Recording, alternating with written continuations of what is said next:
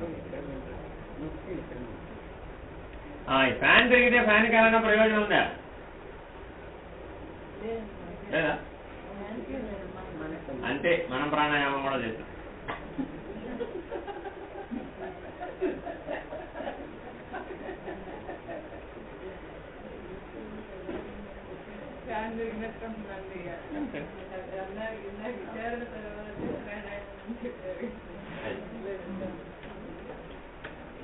అమ్మా ఓ పెద్ద పని అయిందండి బాబు.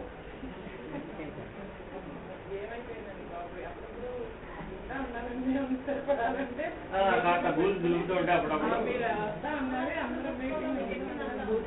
ఏమండి ఉందా ఏమనండి మరి నాకు పెద్దగా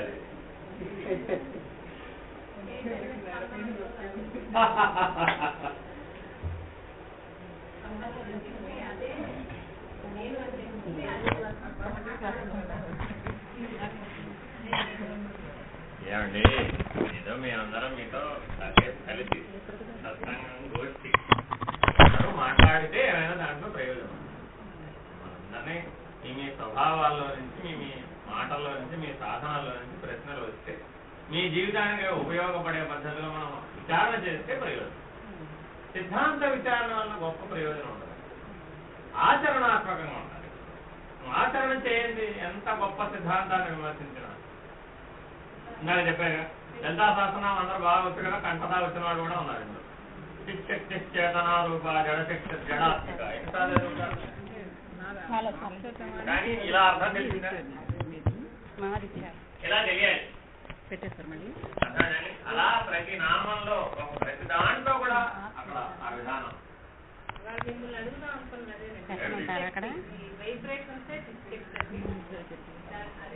సమిష్టి భాగంలో అది చిచ్చక్తి అయి ఉంది, వ్యక్తి భాగంలో ప్రాణశక్తి అయి.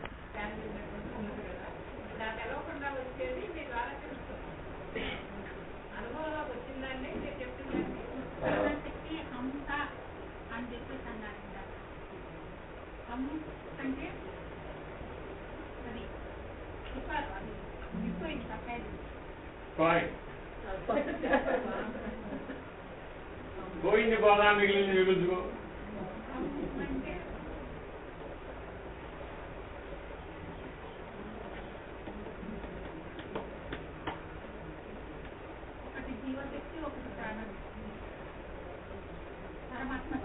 అలా పట్టుకోలేదు, అలా వదిలేదండి. అక్కడ వదిలి ముందు ఇంతకుముందు మిగిలినంతా చెప్పిందంతా నేర్చుకో. ముందు ఈ కన్వీన్స్ లేకుండా దాని జోలికి వెళ్తే ఏం ప్రయోజనం?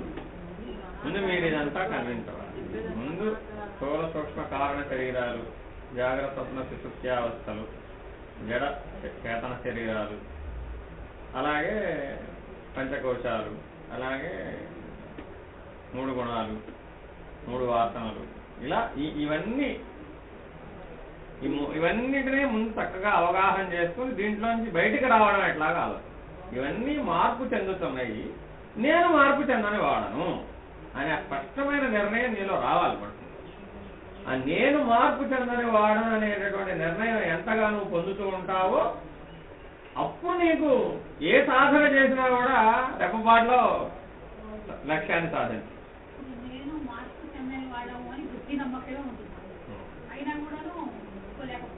అయినా కూడాను అంటే అది గట్టి నమ్మకం ఎట్లా అవుతుంది? అయినా నేను చెప్తా వినమ్మా. ఇందాక నేను అందుకే ఏం చెప్పాను, నువ్వు స్త్రీవని నువ్వు నమ్ముతున్నావా, సహజంగా ఉన్నావా? ఇది కూడా అలా ఉండాలి. నేను మార్పు చెందని వాడను అని నువ్వు సహజంగా కన్విన్స్ అవ్వాలి. అంత బలంగా ఉండాలి అది. అప్పుడే నువ్వు ఏ సాధనకైనా పనికొస్తావు. అందుకే చెప్పింది నిత్యానిత్య వస్తు వివేకం చాలా శ్రద్ధతో చేయాలి. ఎంత శ్రద్ధతో చేయాలంటే అదే నీకు మిగిలిన మార్గాలన్నీ తెరిచేటటువంటి తాళం చేసి. ఈ నిత్యానిత్య వస్తు వివేకం దగ్గర అందరూ తొందరపడతారండి. ఇక్కడ తొందరపడ్డ ప్రతిదీ కూడా మళ్ళా ప్రతిసారి ఇక్కడికి రావాల్సింది. ఆ తలుపు తెరుచుకోదు, నువ్వు తల బద్దలు కొట్టుకో, ఆ తలుపు తెరుచుకోదు, మళ్ళా ఇక్కడ రావచ్చు. ఎందుకని తాళం చెవితో తెరవడం సులభం, త్వర బద్దలు కొట్టుకుంటే వస్తుందా? రాదు. కాబట్టి ఇవేవి సత్యం కాదు, ఇవన్నీ మార్పు చెందుతున్నాయి కాబట్టి సత్యం కాదు. నేను మార్పు చెందని వాడను అనే నిర్ణయం నీవు స్త్రీవని నీవు మనిషివని నీకెంత సహజంగా ఏ సాధనతో పని లేకుండా ఉందో అంత సహజంగా నువ్వు కన్విన్స్ అవ్వాలి. అంత సహజంగా నిజ జీవితంలో కన్విన్స్ అవ్వాలి. నిజ జీవితంలో ఆచరణాత్మకంగా కన్విన్స్ అవ్వాలి. సిద్ధాంతంగా కన్విన్స్ అయ్యానంటే అది నీకు ఉపయోగపడదు. ఎందుకని అంటే కళ్ళు మూసుకోగానే దీంతో పాటే పోతుంది, అంతే కదా. అట్లాగే నీకు అరిషడ్ వర్గాలు వచ్చినప్పుడు కూడా ఈ నిద్ర వచ్చినప్పుడు ఎలా అయితే నీ తెలివి నీ చేతిలో ఉండదో, ఆ అరిషడ్ వర్గాల ప్రేరణ వచ్చినప్పుడు కూడా నీ తెలివి నీ చేతిలో ఉండదు. అప్పుడు ఈ తాళం చేయి ఎక్కడ పారేసుకున్నావో నీకు గుర్తురాదు. అందుకని ప్రాణ మనోబుద్ధుల సంఘాతం. సంఘాతం అంటే ఇప్పుడు మీరంతా కలిశారండి, ఒకళ్ళతో ఒకళ్ళు బాగా తనుకున్నారు అనుకోండి, ఏమవుతుంది? అది సంఘాతం అంటే. ఘాతం అంటే యుద్ధం లాంటిది, తనుకోవడం, సంఘర్షణ, అంతేనండి. ఇలా క్రమబద్ధంగా ఉన్నారనుకోండి, ఏమైంది ఇప్పుడు? నో ప్రాబ్లం, అంతేనా కాదా? అలాగే కామక్రోధ లోభమోహ మద మాత్సర్యాలు కూడా ఇలా క్రమబద్ధంగా ఉన్నప్పుడు నేనేం చేయలేదు. ఎప్పుడు ఇబ్బంది పెట్టినాయి? సంఘాతం, అప్పుడు తగాదా వచ్చేది. అప్పుడు నువ్వు ఏం చేసినా అప్పుడు దాని ప్రభావమే బలంగా ఉండదు. దాని అంత దూరం రానివ్వకుండా నియమించగలగాలి. అది అక్కడ విషయం. భారతీయ సాంప్రదాయంలో ఉన్న గొప్ప విశేషం ఏమిటంటే, బాల్యమైనా యవ్వనమైనా కౌమారమైన వృద్ధాప్యమైన నీ జీవితం అంతా కూడా ఈ 6 రకాలైన భావ వికారములు ఏవైతే ఉన్నాయో ఈ భావ వికారాలని ధర్మబద్ధంగా అనుభవించడం ఎట్లాగో నీ సాంప్రదాయంలో. నిన్ను అనుభవించద్దు అంటే నిగ్రహించగలిగే సామర్థ్యం 100 కోటికో ఒకటి కూడా ఉంటుందో ఉండదో తెలియదు. కాబట్టి ఏం చేశారు? ధర్మబద్ధంగా వాటిని అనుభవించే నియమాన్ని ఏర్పాటు చేశారు. అయితే ఆ ధర్మం మోక్ష లక్ష్యంతో ఆచరించినప్పుడే ధర్మం అవుతుంది. మనం ఇప్పుడు ఆచరిస్తున్నాం కానీ ఏ లక్ష్యం లేకుండా ఆచరించాము? మోక్ష లక్ష్యం లేదు, విషయవాసన ప్రాబల్యంతో ఆచరించాలి. అందువల్ల ఇప్పటి వరకు ఆచరించినదంతా కూడా వినియోగించడానికి వీలు కాకుండా పోయింది. ఈ అనుభవ జ్ఞానం అక్కడ పోతుంది అన్నమాట, ఉపయోగించుకోవడానికి వీలు కాకుండా రావాలి. నిజానికి తాను ఈ అనుభవ జ్ఞానం, ఇంతకు మించి అవసరం లేదు. కానీ ఏం లేదు? ప్రాక్టికల్ ఎక్స్పీరియన్స్ వచ్చినప్పుడు మోక్ష లక్ష్యం లేకపోవడం వల్ల ఈ ఆచరణ వల్ల నీకు లభించినటువంటి అనుభవ జ్ఞానం ఉపయోగం.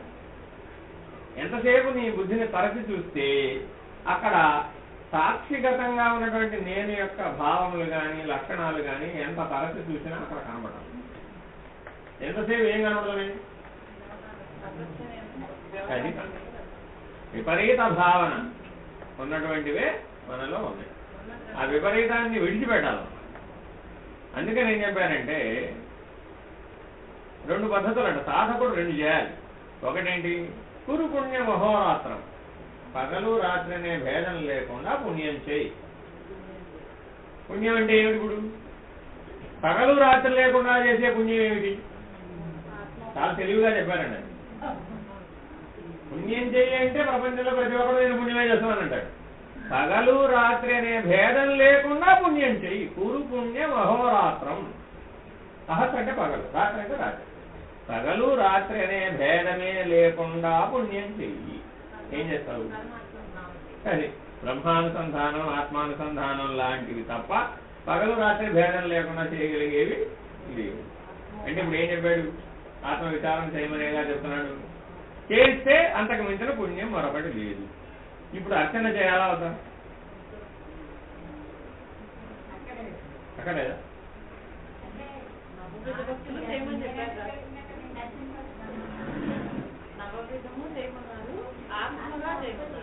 ఆత్మభావంతో చేయి.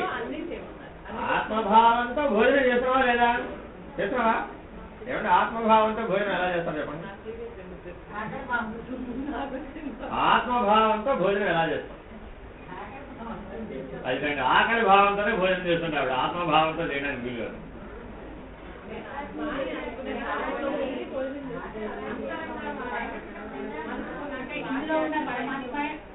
అదికండి అలా అయితే కుదురుగా రావడం చెప్తాను. ఇందులో ఉన్న పరమాత్మకే అర్పిస్తున్నానని భావించమంటారు. ఇప్పుడు వాడు వేరే, నువ్వు వేరేనా?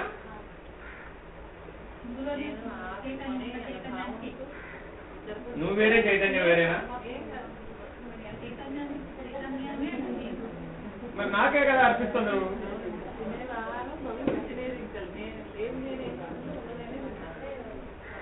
ఇందులో ఉన్నటువంటి పరమాత్మ నేనే అయి ఉన్నప్పుడు నాకే కదా నువ్వు అర్పిస్తున్నావు.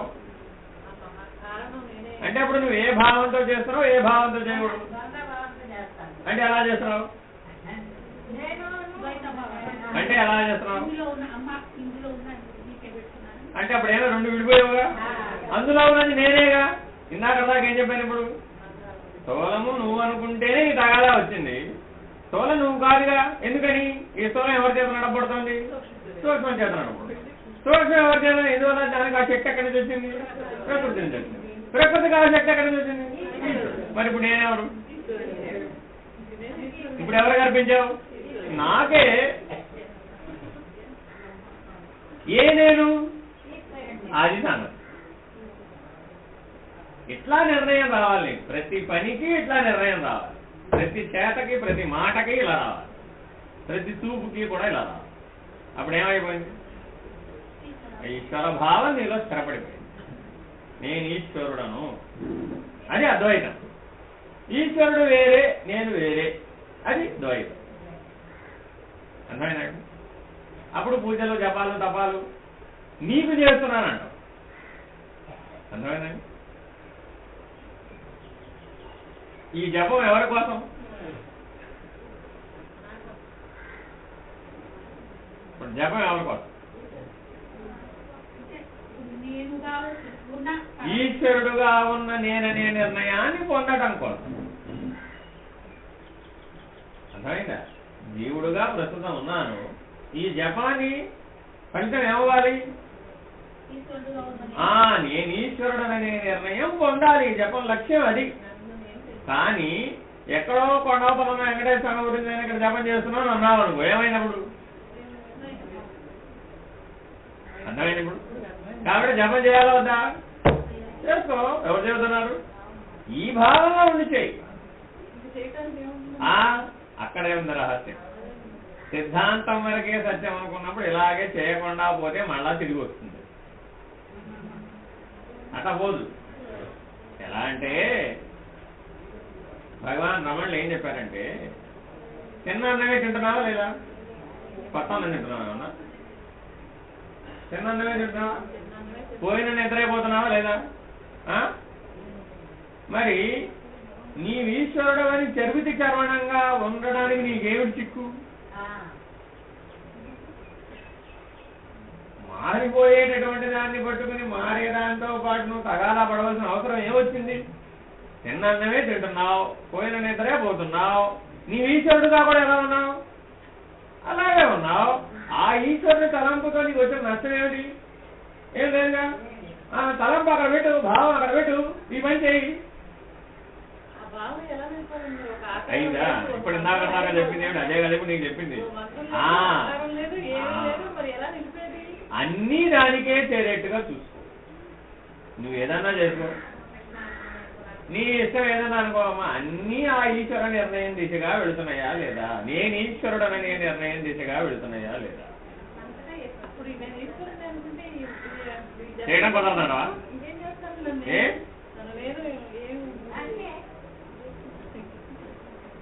ఎప్పుడు సాధ్యం కాదు, అది కూడా చెప్పారు. అందుకోసం ఇలాంటి వాడు కోసం నీకు ఆకలి నిద్ర తెలియనప్పుడు సాధ్యమే. ఇవన్నీ ఎప్పుడు మానేయవచ్చు? అంతే కదా. అంతే కదా. మరి లేవుగా. మరి అలాగా నీకు మాటి మాటికి ఏం గుర్తొస్తుంది? ఇప్పుడు ఆకలి తెలుస్తున్నా తెలియట్లేదా? తెలిస్తే అన్నం వేస్తున్నావా లేదా? అలాగే పూజ చేయాలనిపించింది, చేయి. ఎట్లా చేయాలి? నేను ఈశ్వరుడు. ఈశ్వరు ఆర్పడం అంటే వాళ్ళు రెండో వాడు వచ్చేసాడు. వాడు ఎక్కడో ఉన్నాడు. నేను ఈశ్వరుడు అనే నిర్ణయంతో వచ్చి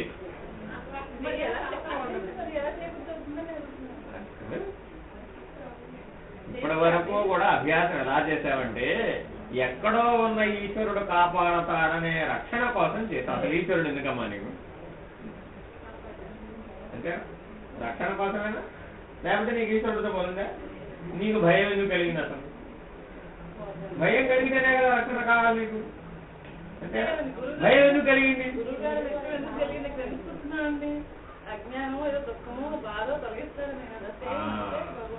కాదు. అందుకని ఇప్పుడు ఈశ్వరుడైనా గురువైనా ఏం చేస్తాడట? రక్షణ అంటే నీకు ఎట్లా కల్పిస్తారు? నీ చుట్టూ ఏమన్నా వెనక గోడ కడతారా? కట్టరు కదా. ఏం చేస్తారు? ఉన్న నీకు ఆ భయపడుతున్న స్థితిని దాటడానికి నీకు శక్తి ఎలా రావాలో ఆలోచిస్తాడు. అంతేనా కదా? నీ తరఫున ఆయన ఆలోచిస్తాడు, నువ్వు ఆలోచించలేకపోతున్నావు కదా. అసలు నీకు భయం ఎందుకు కలుగుతుంది? అదిగండి ఆవిడ అభిప్రాయంలో నేను జీవుడు ఈశ్వరుడు భేదం వేరే అనడం వల్ల భయం కలుగుతుందట. ఒప్పుకుంటారా మీరు? ఇంకో ఎడిషన్, వాల్యూ ఎడిషన్. ఇంకో మెట్టు, నేను శరీరాన్ని అనుకోవడం వల్ల నేను ఈశ్వరుడు అనుకోలేకపోతున్నాను కాబట్టి నాకు భయం వచ్చింది. ప్రకృతి, ఇంకో ఎడిషన్, ప్రకృతి ధర్మం పంచభూతాలతో కూడినటువంటి శరీరం ఏర్పడింది. శరీరానికి కొన్ని లక్షణాలు పంచభూతాలకే ఉన్నాయి, దీనికే ఉన్నాయి. అవన్నీ ప్రకృతి ధర్మంగా వచ్చినాయి. ఇప్పుడు అవి చేయాలంటా వద్దంటావా?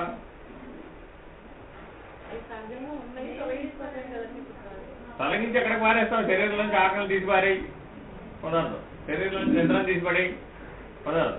కానీ ఏం చేయవచ్చు? అది ప్రకృతి ధర్మం అని. ఇప్పుడు పిల్లవాడు వాడికి అశుద్ధం అని తెలియదండి, అక్కడ తనుకుంటున్నాడండి. వాడు ఏం చేసావు తల్లిగా? ఎందుకు అడగాలి? ఎందుకు అడగాలి? వాడికి తెలియదు కాబట్టి. అంతేనా కాదు? వాడికి తెలియదంటే నీకు తెలుసా? వాడికి తెలియదంటే నీకు తెలుసా? తెలిసిన వాడు ఈశ్వరుడు, తెలియని వాడు జీవుడు. తెలిసిన వాడెవడు? ఈశ్వరుడు. తెలియని వాడెవడు? జీవుడు. జీవుడుగా తెలియని వాడుగా ఉంటే భయం ఎప్పుడు ఉంటుంది. తెలిసిన వాడుగా ఉండు, ఈశ్వరుడుగా ఉండు, భయం లేదు. భయం ఉంటేనే నీకు రక్షణ కావాలి. అంతేనా కాదా? భయం ఎప్పుడు ఏర్పడింది? తెలియని వాడుగా ఉంటే. అంతేనా కాదు? నువ్వు నీ ఇంట్లో యంత్రం పెట్టామండి, ఈ యంత్రం వాడుకోమ్మా అన్నావు. నాకు భయంగా వాడు ముట్టుకుంటేమవుతున్నాను. అరే నీకు నేర్పిస్తానమ్మా, తెలుసుకో, ఏముంది ఫిట్ చేస్తే పని చేస్తుంది, ఇది తీసేస్తే ఆగిపోతుంది. ఇప్పుడు భయం వచ్చిందా? ఎలా పోయింది భయం? తెలియడం వల్ల పోయింది. తెలిసిన వాడెవడు? ఇప్పుడు ఈశ్వరుడు. తెలియని వాడెవడు?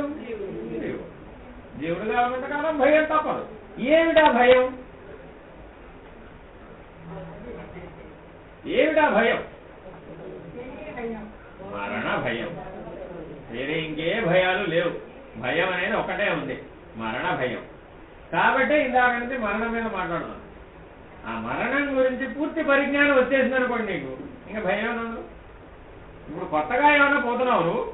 నాకు ఇందాక ఒక డౌట్ ఉందండి, ఎవరైనా కొత్తగా పోయే అవకాశం ఉందా? రోజు పోతున్నారా? రోజు పోలేదా? ఓసారా పోతావు జీవితానికి? ఆలోచించి చూడు. ఇందాకేం చెప్పానండి? నిద్రపోతున్నప్పుడు ఏమయ్యావు? ఆ వాడి వల్లనే ఉన్నావు, అంతే కదా? కథలని పీనుగా అప్పుడు నువ్వు, అంతేనా కదా? లేస్తే నడిచే పీనుగా, అంతేనా? మరి ఈశ్వర నిర్ణయం లేకపోతే ఇందులో ఏముంది? ఆ ఈశ్వర నిర్ణయాన్ని తీసేస్తే దీనికి శవానికి తేడా ఏముంది? ఏం లేదు. మరి ఇప్పుడు కొత్తగా పోయింది ఏముంది? రోజు పోతూనే ఉన్నావు కదా. జీవుడు అంటే నిర్ణయం ఏమిటంటే నిత్య ప్రళయాన్ని అనుభవించేవాడే జీవుడు. రోజు పొద్దున పుడతాడు, రాత్రికి పోతాడు, వాడు జీవుడు. కాబట్టి వాడికి ఏముంటుంది? నిత్య ప్రళయం, ఆ మరణ భయం తప్పదు. అదే నీవు ఈశ్వర భావనని కనుక ప్రవేశపెట్టినప్పుడు, ఆ ఈశ్వర నిర్ణయాన్ని ఆశ్రయించినప్పుడు ఏమయ్యావు? ఇప్పుడు మరణ భయం లేకుండా పోయి. ఎప్పుడైతే మరణ భయం లేదు, ఇంకా నిన్ను ఏ భయము ఏం చేయలేదు. మరణ భయం యొక్క ప్రతిబింబాలే అన్ని భయాలు, వేరే ఇంకేం లేదు. పిల్లవాడిని ఈ హైట్లో కూర్చోబెట్టారండి, కిందకి దిగడానికి ప్రయత్నం చేస్తాడు, కాళ్ళు అందవు కదా, ఇక్కడ దాకా వస్తాడు, ఒక కాలు కింద పెడతాను, మళ్ళీ కాలు వెనక్కి తీస్తున్నాడు. ఎందుకు? పడతాడని భయం. ఎక్కడి నుంచి వచ్చింది అది? పడితే ఏమవుతుంది? చూడండి, శైశవావస్థలో పాకేటటువంటి పిల్లవాడికి కూడా మరణ భయం తెలుసు. అశుద్ధం తెలియదు వాడికి, కానీ మరణ భయం తెలుసు. అంటే నీ పుట్టుకతో పాటే నీతో ఏమొచ్చేసింది? ఎప్పుడు పోతుంది?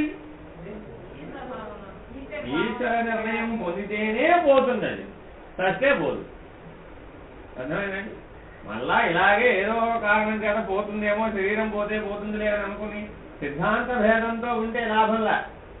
నీవు నిత్య జీవితంలో ఆచరణాత్మకంగా ఈశ్వర నిర్ణయంతో జీవించాలి. అట్లా జీవిస్తేనే నీకు మరణ భయం తొలగిపోతుంది. ఏ పనైనా చేయి, ఏ ఇంద్రియాలనైనా వాడు, ఎలాగ ఈ ప్రకృతి ధర్మంగా వాటి శక్తుల మేరకు వాటిని వినియోగించు. కానీ ఏ లక్ష్యంలో ఉపయోగించాలి? నేను ఈశ్వరుడననే భావంతో చెయ్యి. ఇప్పుడు నువ్వు అక్కడ కోపడాలండి, విమర్శించాలండి, విమర్శించుకున్నావు. ఎవరైనా విమర్శించగలవా? ఇప్పుడు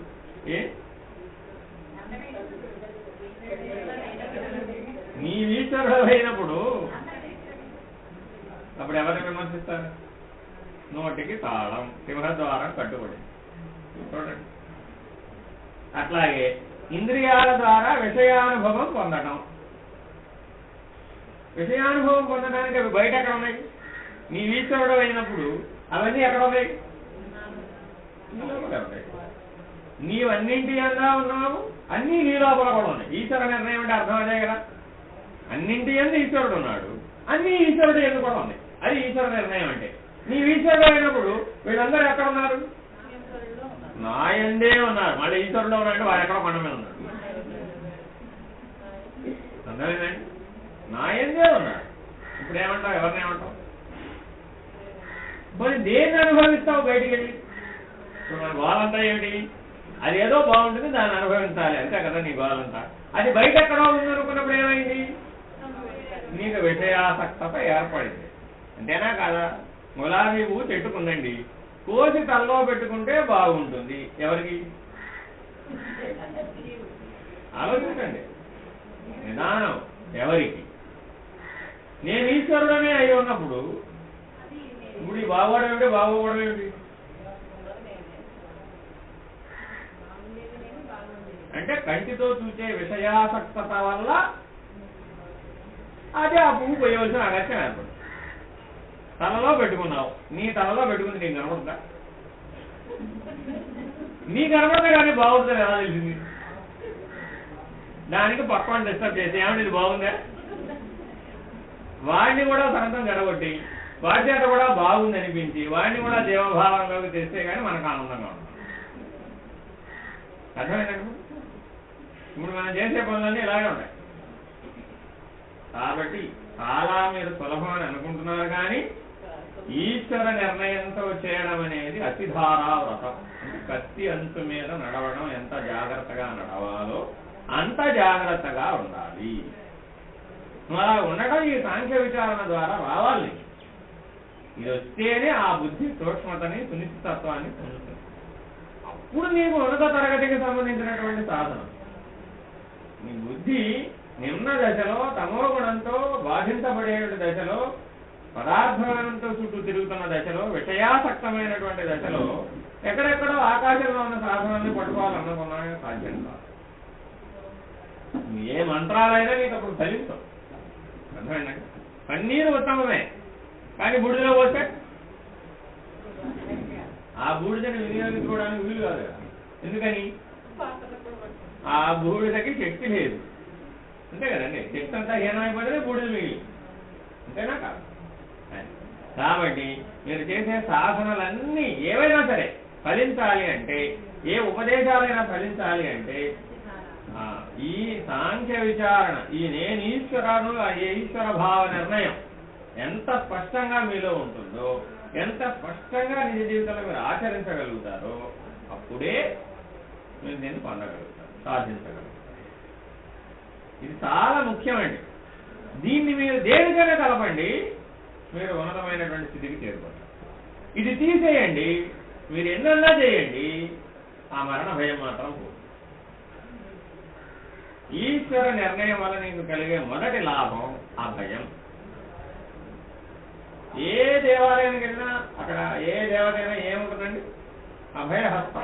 అంతేనండి. ఏమిటి వారితే అభయం? Don't worry, I am here, wife here, I am here. అంతేనా?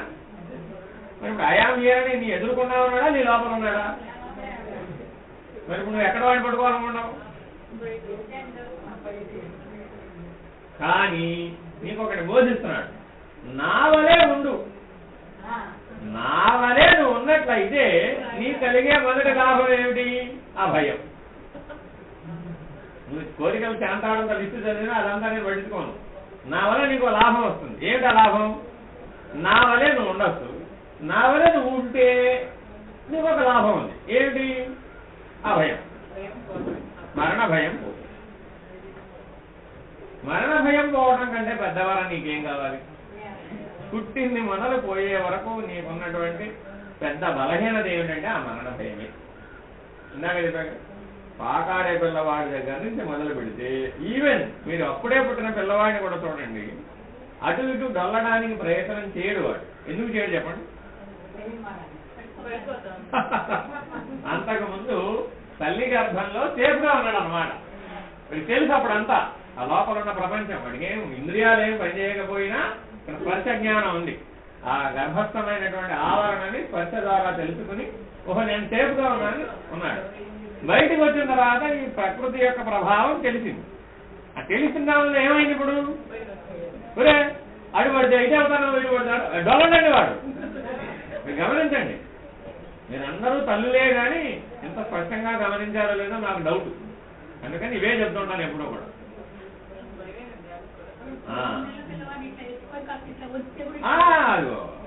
3 నెలల దాకా ఎందుకు? 3 రోజులు వాడిని ట్రై చేయి. అయ్యో 3 రోజులు వాడిని ట్రై చేయి. అప్పుడే పుట్టిన నవజాత శిశువునైనా సరే మీరు ట్రై చేయండి, వాడికి కూడా మరణ భయం. అర్థమైందండి? ఇంకా ఆఖరి దృశ్యానికి వెళ్ళడానికి మిమ్మల్ని పిలుస్తారు కదా సాధారణంగా. మీ సహ సంబంధికులు ఎవరైనా తెలిసిన వాళ్ళు ఉంటే ఆఖరి దశలో ఉన్నాడండి, రండి చూద్దాం చూడడానికి అంటారు. అవునా? మీరు ఎప్పుడు వెళ్తారు సాధారణంగా?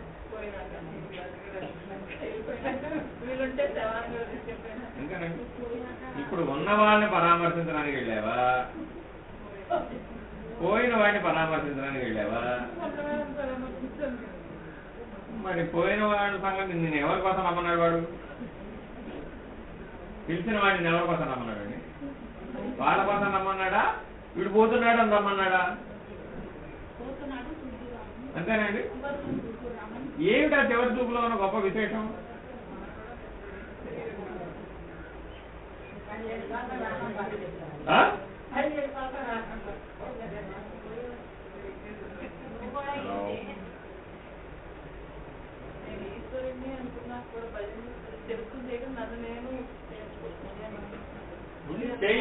చేయకముందే చేసిన తర్వాత ఏమవుతావో అని ఆలోచించకూడదు. నువ్వు చెయ్యి, ఏదో డను.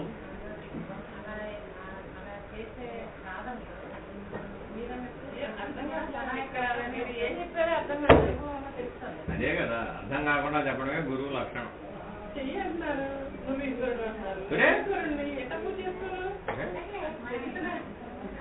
ప్రయత్నం చెయ్యమ్మా. నువ్వు ఎట్లా చేస్తావో నాకు తెలియదు. చెయ్యి, ట్రై చేయి. నువ్వు మామూలుగా రోజు ఎలా పూజ చేస్తున్నావో అలాగే చెయ్యి. భావనలో నువ్వు ఎక్కడ ఉండాలి? అప్పుడు అప్పుడు ఏ వదిలేస్తుందో పట్టుకుంటుందో నాకు తెలియదు. అట్లా లాభంలా వింటే వదిలేసిందంటే మళ్ళా తిరిగి వస్తుంది.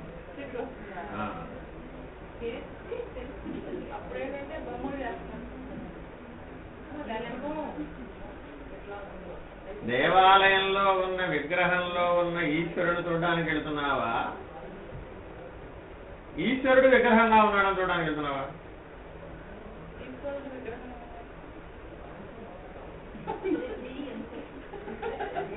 అన్ని తెగమక ప్రశ్నలన్నీ ఈ దగ్గర ఉంటాయి అనుకుంటూ ఉండదు.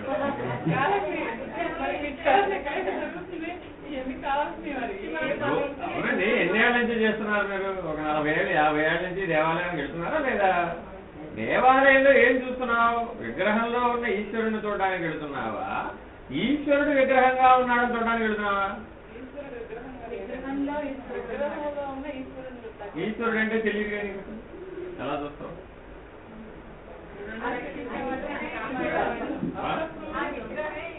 అప్పుడు ఈశ్వరుడు ఏమైపోయాడు? సర్వవ్యాపకంగా ఉండవలసినటువంటి ఈశ్వరుడు ఏమైపోయాడండి? ఎంత ప్రమాణం చూడండి. అంటే అజ్ఞాన జనిత కార్యం వల్ల కరెక్టేనమ్మా.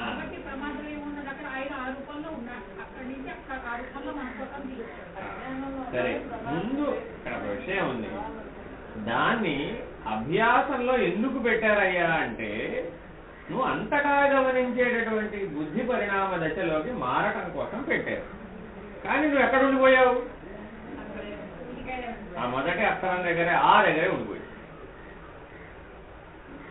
ఎవరు చేయదన్నారు? చేయండి, సక్రమంగా అన్నీ చక్కగా లేదు.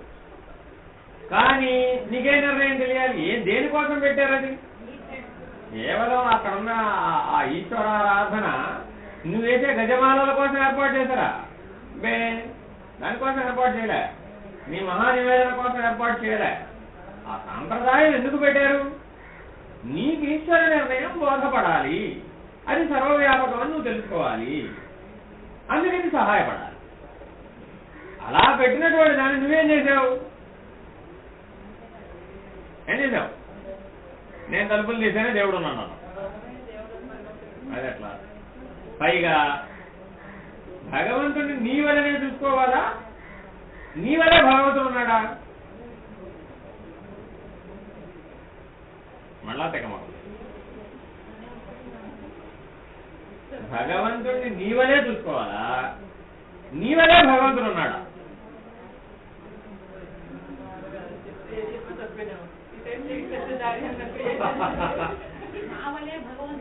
ఉండడా? ఛాన్సే లేదా? ఎలా? ఆగు. విశ్వమంతా వ్యాపించిన వాడు విశ్వేశ్వరుడై ఉండగా ఎవరు కాదు?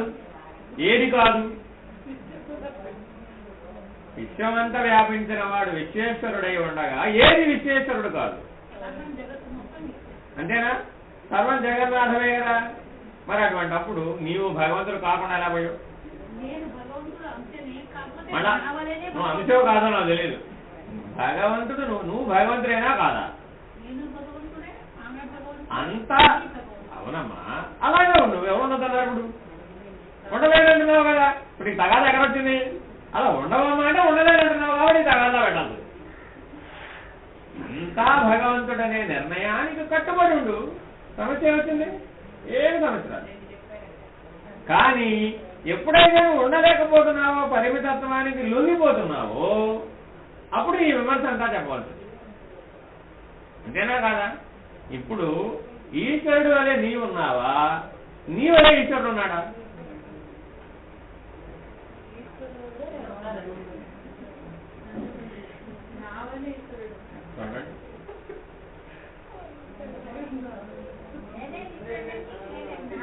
ఈశ్వరుడు వలె నీవున్నావా? నీ వలె ఈశ్వరుడు ఉన్నాడా? ఏమంటే ఒప్పుకుంటా? ఎంత కన్ఫ్యూజన్ అంటే అంత కన్ఫ్యూజన్.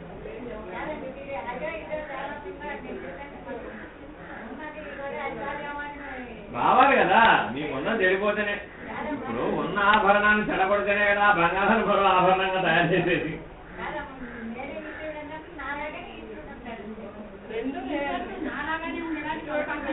అదేనండి, ఈశ్వరుడు నీ ఒక్కడిలాగా ఉండే అవకాశం లేదు. మరి ఎలా ఉండొచ్చు?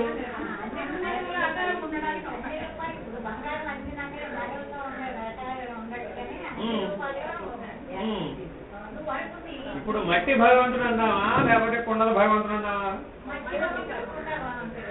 చేసేవాడు మరి చేసేవాడిలో ఉన్న మట్టి కొండగా తయారు చేయగలిగే జ్ఞానం ఇప్పుడు అజ్ఞానం ఎక్కడ జరుగుతుంది?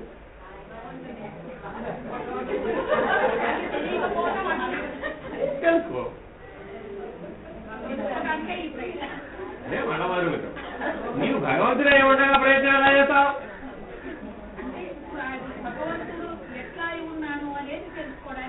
ఉన్నమ్మా, తెలుసుకున్న తర్వాత ఇంకెలా ప్రయత్నం చేస్తావు? తెలియలేదా? ఇంకా తెలియలేదా? ఇప్పుడు ఏం చెప్పావు?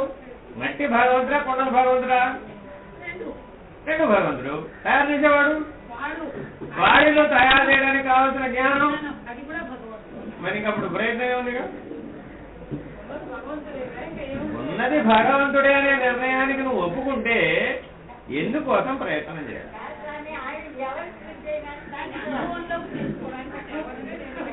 నీవు అదే అయి ఉండగా అనుభవ జ్ఞానం ఎందుకు రావడం లేదు? అంటే ఎవడో నెత్తి మీద వేస్తే కానీ ఆనందంగా ఉండదన్నమాట.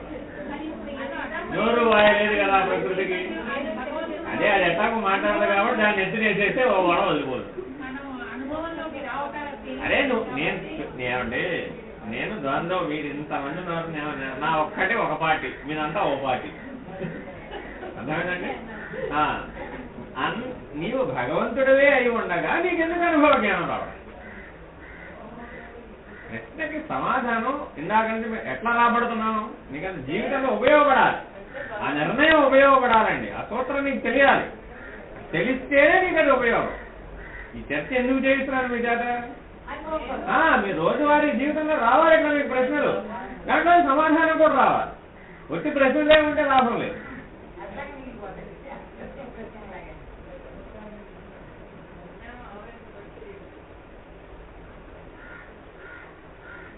అసలు అజ్ఞానం ఎక్కడ చూస్తుంది? నీవు భగవంతుడిపై ఉండగా అజ్ఞానం అంటది కదా. మాయ భగవంతుడు ఆగు ఆగు నేనా మాయ భగవంతుడిని కప్పలేదు కదా.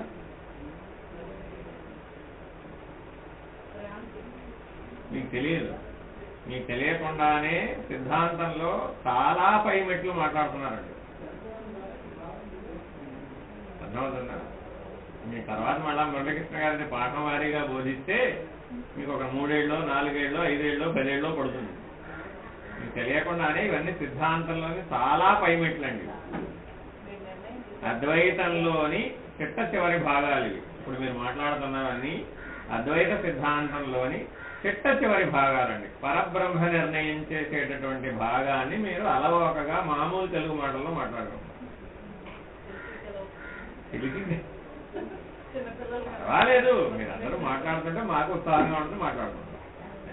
ఇదే మీకు సిద్ధాంతంగా చెప్పాలి అంటే ఒక ఉపనిషత్తుని ఆధారంగా చేసుకుని పరబ్రహ్మ నిర్ణయాన్ని తెలియజెప్పే పద్ధతి అన్నమాట.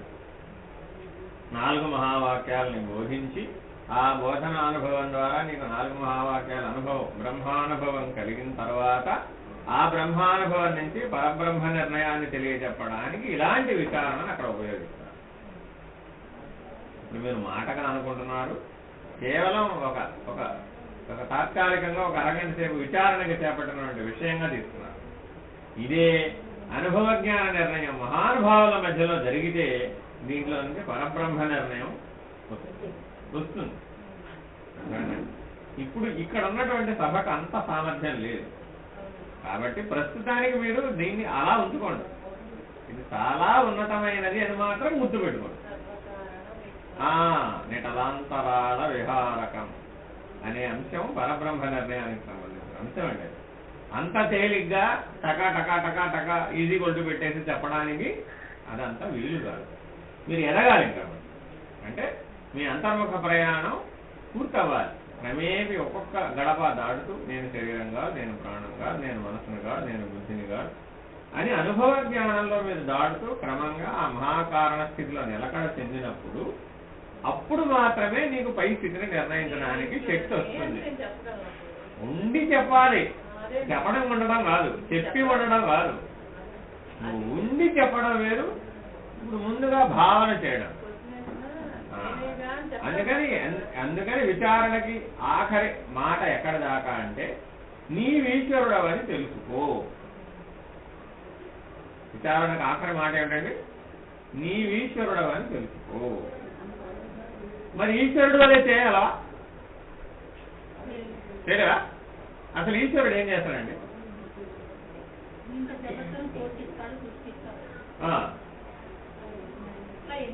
అంతేనా? ఇంకేం చేయడా? ఈ మూడేనా? ఏమండి మరి నాకు తెలియదు.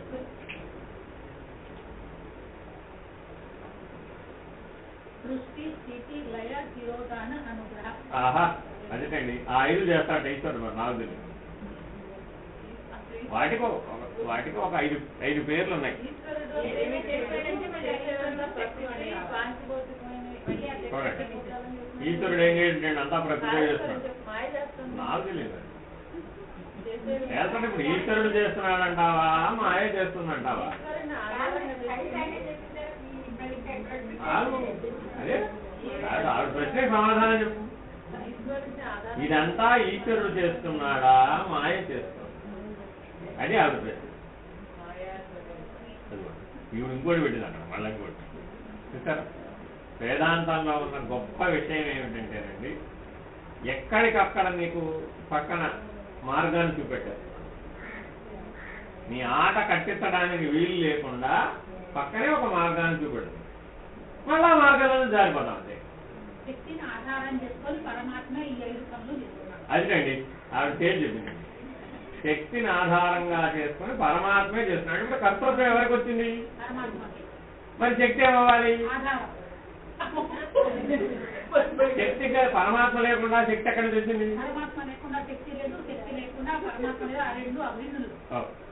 మళ్ళా ఇంకో ప్రశ్న వేసింది మళ్ళీ. చూడండి, అంటే కార్యము శక్తి అనుకోండి, పరమాత్మ కారణం అనుకోండి. అంతే కదా? పరమాత్మ కారణం అంటున్నావు కదా, కార్యం శక్తి అంటున్నావు కదా. అందుకే కదా శక్తి రూపంలో నువ్వు ప్రకృతి అంతా ఉత్పన్నమైంది. పరమాత్మే ప్రకృతి అయ్యాడా, శక్తే ప్రకృతి అయ్యిందా? అది ఆవిడ ప్రశ్న.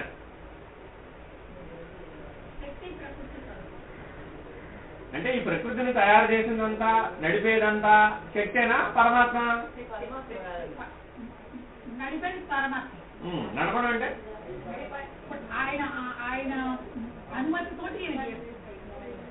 అనుమతి ఇవ్వడానికి ఆయనకి ఏం స్థానం ఉంది? మరి ఇంక అనుమతి ఇచ్చేదేముంది? అదిగోండి ఈవిడ మరీ ఇంకా తెలివి. చూడండి మధ్యలో ఈవిడ పత్రం ఏమిటి? ఆయనే చేస్తుంది కదా.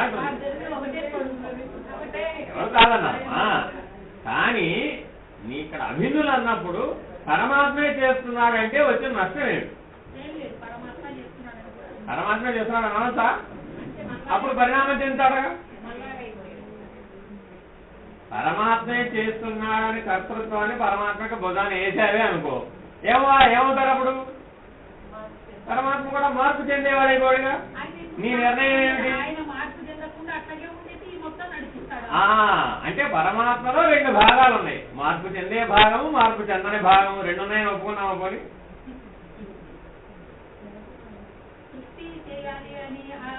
అదంతా ఎంతన్నా పెట్టుకో. పరమాత్మలో ఇప్పుడు 2 భాగాలు ఉన్నాయని ఒప్పుకున్నావా? మార్పు చెందే భాగం ఒకటి, చెందని భాగం ఒకటి ఉందని ఒప్పుకున్నావా? పరమాత్మ ఇప్పుడు 2 ముక్కలై ద్వైతంలోకి వచ్చేసాడు. అదే ఆ మాట అంటే ఏమైంది? ఇప్పుడు అద్వైతం నుంచి ద్వైతంలోకి దిగి వచ్చేసింది ప్రాంతం. 2 అవుతున్నాడుగా, మరి అవ్వకూడదుగా. పైగా 2 భిన్న స్వరూపాలు. ఒకటేమో మార్పు చెందేది, మార్పు చెందనిది. అదేలాగా ఎలా సాధ్యం?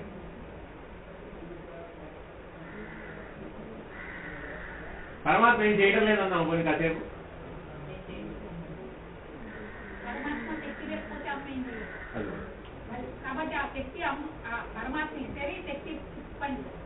మీకు ఎందుకు చెప్తున్నానంటే, ఇందాక చెప్పిన జడచేతన విమర్శ మీకు ఎవరికి బుర్రకెక్కలేదు కాబట్టి మళ్ళా మొదటికి వచ్చింది.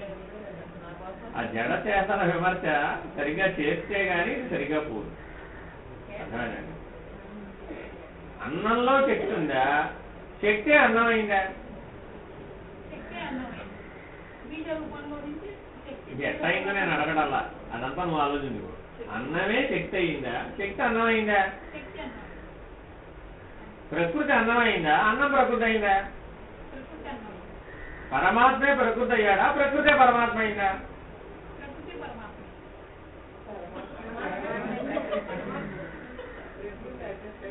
మళ్ళా కిందకి రా లైన్లో మళ్ళా కిందకి రా.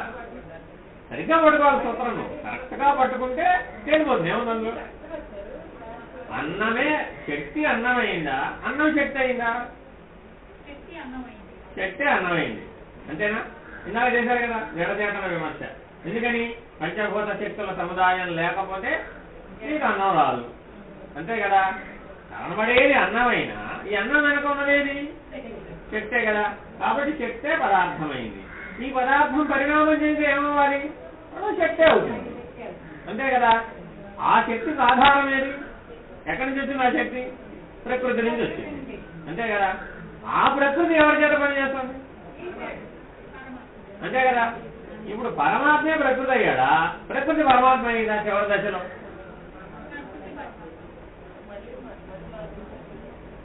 వాడు ఒప్పుకోవట్లేదు. నువ్వు ఒప్పించాలి కదా. అది కరెక్ట్ అంటే ఒప్పించాలి.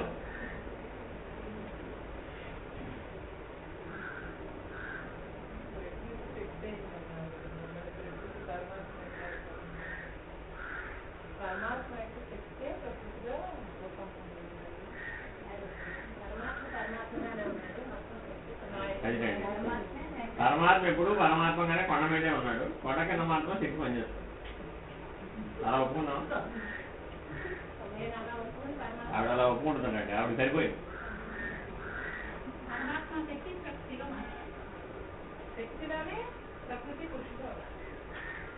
ఆహా అలాగా. మీకు తెలియకుండానే మీకు ఎన్ని ద్వారాలు తెలుస్తున్నారంటే మీకు తెలియకుండానే అందులో చిక్కుకుపోతారు. సరే, తల్లి గర్భంలో నీ శరీరం ఎట్లా తయారైంది? తల్లి గర్భంలో నీ శరీరాన్ని ఎవరు తయారు చేస్తారు? నువ్వు తయారు చేసుకోలేదు.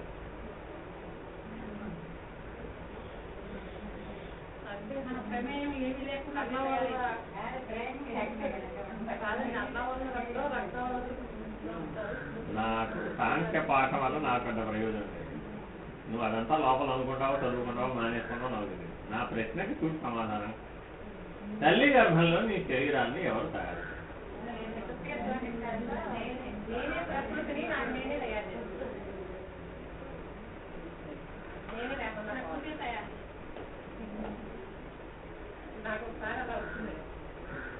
ఆ శరీరం నీదే అని ప్రకృతి ఎలా చెప్పగలదు? ప్రకృతికి తెలియలేదు. పంచభూతాలకు తెలియలేదు. ఉందా?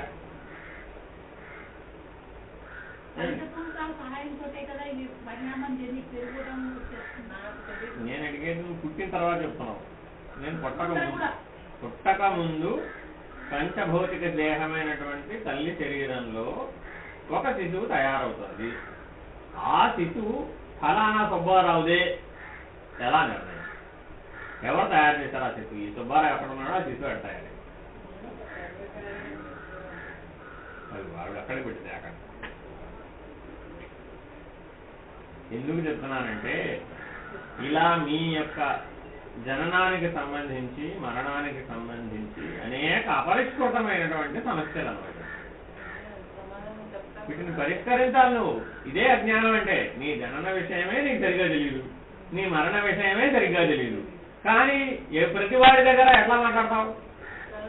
అన్నీ తెలిసినట్టుగా మాట్లాడతావు. మీరందరూ ఎవరినైనా మాట్లాడేప్పుడు ఎలా మాట్లాడతారండి? ఆ విషయం గురించి నాకు తెలిసినంతగా ఈ భూ ప్రపంచంలో ఎవరికి తెలియదు అన్నట్టుగా మాట్లాడతారు. కానీ ఏం తెలియదు? నీ జనన విషయమే నీకు సరిగ్గా తెలియదు, నీ మరణం సంగతి ఆద్యంతములు రెండూ తెలియవు.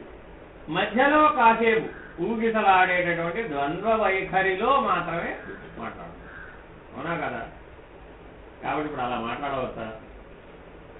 ఎందుకు ఇలా చెప్తున్నానంటే మీరు మీ ఇంద్రియాలను వినియోగించేటప్పుడు ఈ విషయం జ్ఞప్తికి రావాలి. నాకు అన్నీ తెలుసనేటటువంటి భావంలో మీరు మాట్లాడేటప్పుడు ఇది స్మరణకు రావాలి. నా శరీరం తల్లి గర్భంలో నేనెట్లా ఏర్పరచుకున్నాను? ఇందాకేం నిర్ణయం చెప్పారు? నేను ఈశ్వరుడనేనా? నేను ఈశ్వరుడనైనప్పుడు తల్లి గర్భంలో నా శరీరాన్ని నేను నిర్ణయించుకోలేనా? ఆ శక్తి కూడా లేనప్పుడు నేను ఈశ్వరుడు ఎలా అయ్యాను? మరి అట్లాంటప్పుడు ఇప్పుడు నువ్వు ఈశ్వరుడు అని అసలు పిల్లవాడికి ఏమైనా అంటే వ్యక్తీకరిస్తే స్ఫురణ ఉన్నంట, వ్యక్తీకరించకపోతే స్ఫురణ లేనట. వ్యక్తీకరించడం అంటే ఒకప్పుడు కాకపోతే ఒకప్పుడైనా స్ఫురణ ఉంటుంది, వ్యక్తం ఉంటుంది. ఇప్పుడు మీరు నేను ఉన్నాను, ఇప్పుడు నాకు దాని గురించి ఏమీ జ్ఞానం లేదు, నేను చెప్పలేదు. మీకు ఆ జ్ఞానం ఉన్నది, మీరు చెప్పగలరు. కాబట్టి మీరు వ్యక్తీకరిస్తున్నారు, నేను వ్యక్తీకరలేదు. నాకు తెలియదు కాబట్టి నేను వ్యక్తీకరించలేకపోతున్నాను. అంటే జ్ఞానం ఉండటం ఒక స్థితి అయితే జ్ఞానాన్ని వ్యక్తీకరించడం మరొక స్థితి. ముందు జ్ఞానం ఉండాలి, ఉండటం ఒక స్థితి, దాన్ని వ్యక్తీకరించడం మరొక స్థితి. ఉంటేనే కదా వ్యక్తీకరించడానికి తెలుస్తుంది. నేననేది నీ లోపల ఉందా లేదా? అది జ్ఞాన స్వరూపమా అజ్ఞాన స్వరూపమా? మరి ఇంక లేకుండా ఎక్కడ ఉన్నావు? ఏం జరగడం లేదు? ఆ యథార్థ నేను వ్యక్తీకరించబడటం లేదు. అభ్యాసపూర్వకంగా అందించబడినటువంటి ఆపాదించబడినటువంటి పాత్రలు ప్రవర్తిస్తుంది. ఇప్పుడు నేనేం చేయమన్నారు? కాసేపు వీటన్నింటినీ తీసి పక్కకు పెట్టి అప్పుడు ఏం తోచింది? నువ్వేదైతే అయి ఉన్నావో అదే నీకు తోచింది. అప్పుడు జ్ఞానమే నీవని తెలిసింది. జ్ఞానమే నీవైనప్పుడు ఈశ్వరుడు నీవు కాదా? ముందు నిర్ణయం ఉంది. అసలు నిర్ణయం ఉంటే ఓ పరిగెడతావు. నిర్ణయం ఉంటే అలా ఆచరించావా? నేను తల్లిననే నిర్ణయం నీకుంటే పిల్లల సంరక్షణ బాధ్యతని ఆచరిస్తే తల్లివయ్యావా, ఆచరించకుండానే తల్లివయ్యావా? ఇది కూడా చెయ్యి. నేను కేవలం సిద్ధాంతంలో నేను ఈశ్వరుడు నేను ఒప్పుకున్నానండి, జీవించడం మాత్రం జీవుడిగా జీవిస్తానంటే అనుభవం వస్తుంది. జీవుడుగానే రావడం లేదు కాదు, ఆచరణాత్మకంగా ఎట్లా చెయ్యాలనేటటువంటి విమర్శని విచారణ చేపట్టలేదు. ముందు విచారణ చేస్తే కదా. పూర్వం కుంపట్లో అన్నం వండేవాళ్ళండి. ఏం చేసేవాళ్ళు? అన్నం ఉండగానే కృష్ణార్పణం అని 4 మెతుకులు ఆ అగ్నికి సమర్పించేవాళ్ళు. ఎందువల్ల?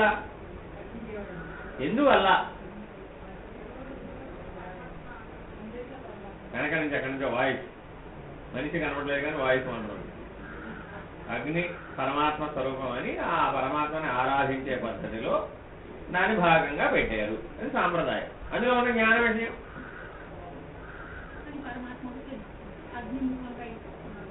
ఎలాగా?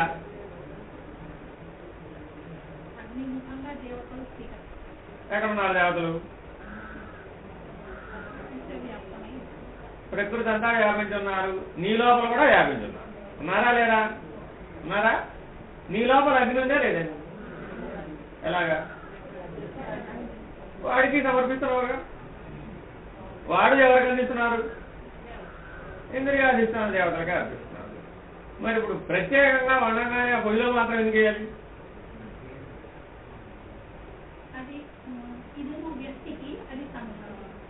సమిష్టి దానివల్ల ఏం బాగుపడింది? ఎలా? నా దగ్గర అన్ని ప్రశ్నలే ఉంటాయండి.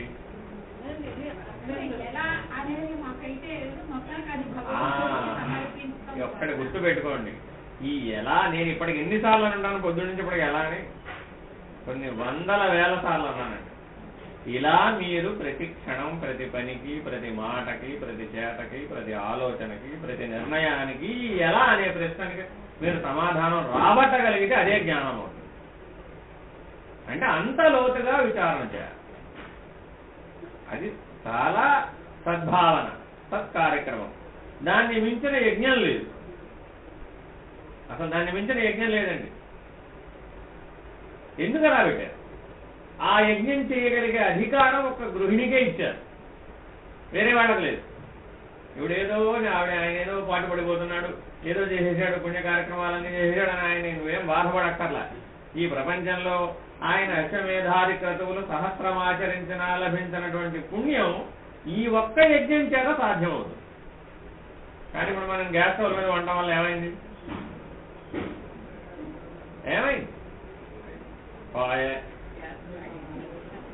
ఈ అన్నం తీసుకుపోయి దాని మీద వేస్తే ఆ గ్యాస్ స్టవ్ రేపటికి మండదు నాయనా అని అవునా కాదు. అంటే అక్కడ దాని వెనక ఉన్నటువంటి యథార్థ సత్యాన్ని మనం పట్టుకోవాలి. కేవలం నీ దృష్టి అన్నం ఆ పదార్థం తయారయ్యే పదార్థం మీద మాత్రమే దృష్టి పెడితే నీవు దేనికి లొంగిపోతావు? శరీర భావానికి, పదార్థ భావానికి, విషయ వాసనకి లొంగిపోతావు. అలా కాకుండా ఈ పదార్థం పక్వం అవ్వడానికి ఆధారం ఎవరు? ఆ ఈశ్వరుడు. ఏ రూపంలో ఉన్నాడు ఇప్పుడు? అది. ఇప్పుడు ఈ ఆహారాన్ని నాకు ప్రసాదించినది ఎవరు? ఈశ్వరుడు. ఆ ఈశ్వరుడు ఇక్కడ అగ్ని రూపంలో ఉన్నాడు. ఇప్పుడు నేను అగ్నికి సమర్పించడంలా ఈశ్వరుడికి అర్పిస్తున్నాను. ఏదైతే నువ్వు ఈశ్వరార్పణ భావంతో చేశావో అది యజ్ఞం. ఏదైనా సరే ఈశ్వరార్పణ భావంతో చేస్తే ఏమైంది? యజ్ఞమైంది. స్వీకరించే ఈశ్వరుడు నేనే అనే నిర్ణయంలోకి నువ్వు మారితే ఏమయ్యావు?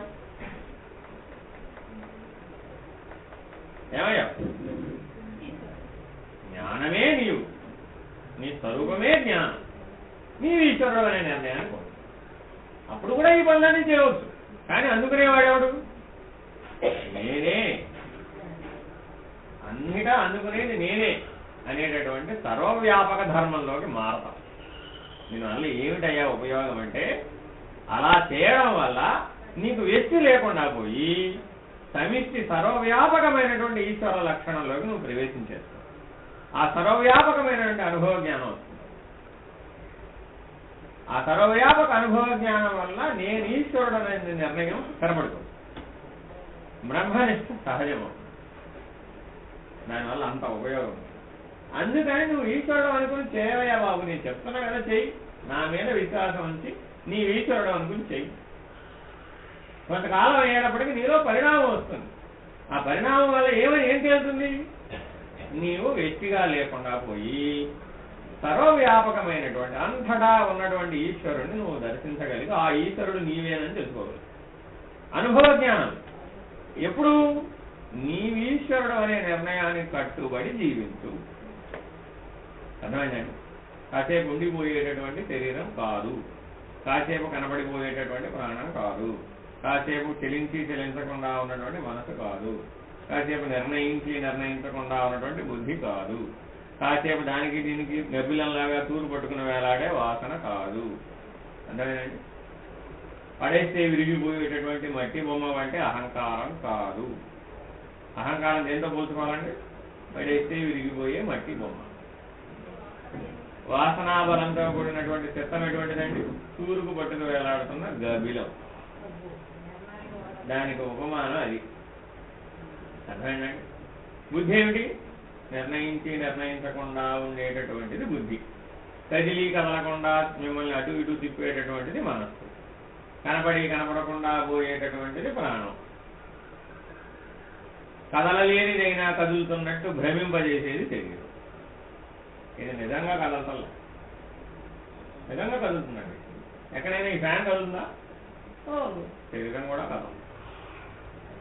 ఏనాడో 100 సంవత్సరాల కోసారి కదలకుండా అయిపోవడం కాదు, దీని ఒరిజినల్ లక్షణమే కదలకుండా ఉండడం. అది ఎప్పుడు తెలిసింది? కాదు, ప్రాణం పోయినప్పుడు. అంతే కదండి. ప్రాణం పోయినప్పుడు అది కదులుతుందా?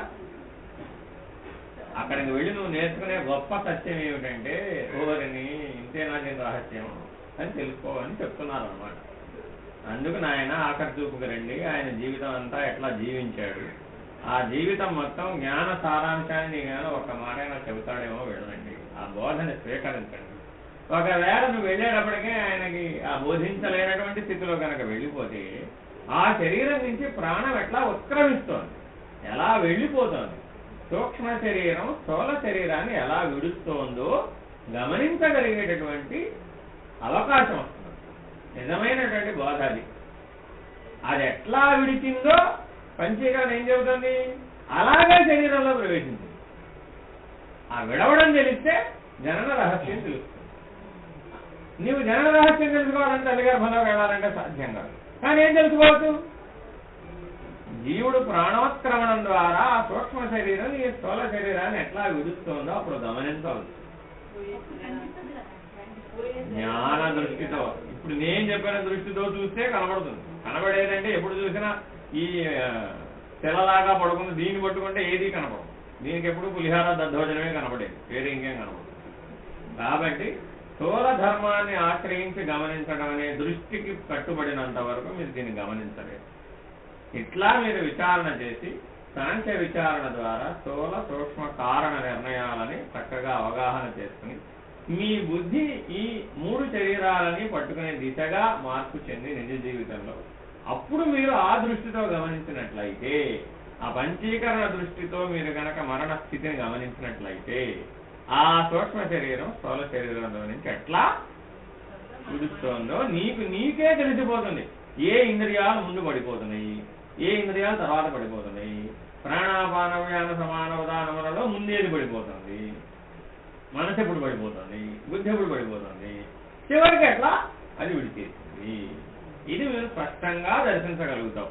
ఇప్పుడు ఆ పంచీకరణ మొత్తం నీకు తెలిసి ఉండాలి. పంచభూతాలు ఎట్లా పంచీకరించబడి ఈ స్థూల సూక్ష్మ దేహాలుగా తయారైందో తెలుస్తుంది ఆ పంచీకరణ పాఠం తెలిస్తే. ఇలాగా ఇవన్నీ ఈ విధానాలన్నీ ఎందుకు ప్రవేశపెట్టారయ్యా అంటే నీ అల్టిమేట్ లక్ష్యం ఏమిటి? నీవు ఈశ్వరుడు అనే నిర్ణయం పొందడం. ఆ లక్ష్యాన్ని తీసి పక్కకు పెట్టి చేశారే అనుకో అంతా నిలిపోయాడు. అర్థమైందండి? కాబట్టి మీరు ఏదైనా చేయండి, దాన్ని ఏ లక్ష్యంతో చేయాలి? ఈ ఈశ్వరుడు అనే నిర్ణయం పొందడం నిమిత్తమే చేయాలి. ఎందుకని అంటే పుట్టిందే అందుకోసం, పోయేది కూడా అందుకోసం, మరలా శరీరం కావాలని కోరేది కూడా అందునిమిత్తం. అర్థమైందండి? ఇప్పటికే మీ అందరికీ ఓవర్ఫ్లో అయిపోయింది. జై బాబా.